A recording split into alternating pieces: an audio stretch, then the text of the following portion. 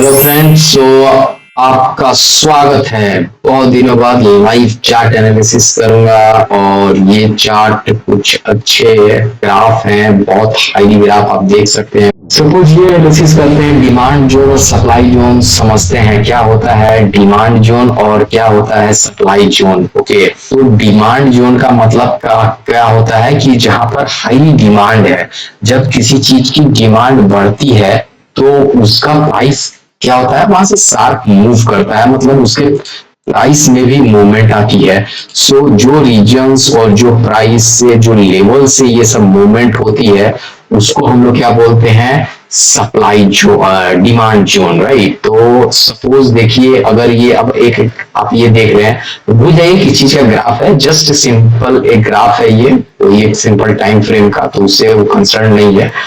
तो अब देखिए यहाँ पे हम लोग देख रहे हैं कि ये रीजन, आप देखिए ये रीजन एक देखिए, ये यहाँ पर और ये पॉइंट जब जब इस रीजन में आया है तो यहाँ से क्या हुआ, एक शार्प मूवमेंट दिया है ऊपर की ओर, शार्प मूवमेंट दिया ऊपर की ओर, यहाँ से इस रीजन से शार्प मूवमेंट, फिर आया उसके बाद फिर इसी रीजन में आया। तो जब जब इस रीजन में आ रहा है तो क्या हो रहा है कि एक मूवमेंट दे रहा है, अच्छा खासा वहां से बाउंस बैक कर रहा है।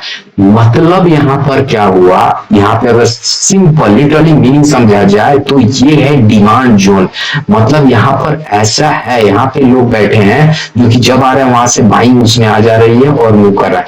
वो रीजन, ये सप्लाई जोन डिमांड जोन, ये भी बार बार जब हिट करता है ना तो वो भी ब्रेक करता है एक ना एक पॉइंट पे आके। अब इसी में हम लोग इसमें कुछ आगे बढ़ेंगे तो देखिए यहाँ से ये ब्रेक हो जाएगा नीचे। अब देखिए हुआ बहुत बुरी तरह से, ये क्या हुआ यहाँ से यही जो सप्लाई हमारा जो डिमांड जोन था, ये डिमांड जोन एकदम शार्प ब्रेकडाउन हो गया इसका, और एक बार दो बार तीन बार चार बार जाके ये पांचवी बार ये टूटा, और टूटा तो बहुत अच्छा फॉल देखने को मिला इसमें, राइट।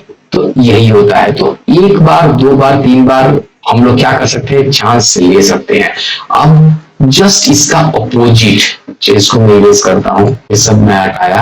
अब देखिए अब सेम उसी तरह ये हो गया सप्लाई जोन। अब डिमांड जोन आप देखिए, अब मैं एक यहां से ये रीजन बनाता हूं, ये रीजन पे ये देखिए ये रीजन हुआ, इस रीजन में जब जब आया है वहां से क्या हुआ, वहां से फिर डाउन साइड की ओर हम लोगों ने यहाँ से मूवमेंट दिखा। जब इस रीजन में आया, इस रीजन से नीचे, इस रीजन से नीचे, इस रीजन से नीचे, तो ये जो रीजन हुआ, ये रीजन हुआ एक जो एक पर्टिकुलर रीजन, एक हम लाइन एक पॉइंट नहीं हम लोग उसको बोल सकते कि यहाँ आएगा टच करेगा और सीधा भागेगा या सीधा ऊपर जाएगा उस लाइन से, नहीं, लाइन नहीं होता है, देयर इज अ रीजन।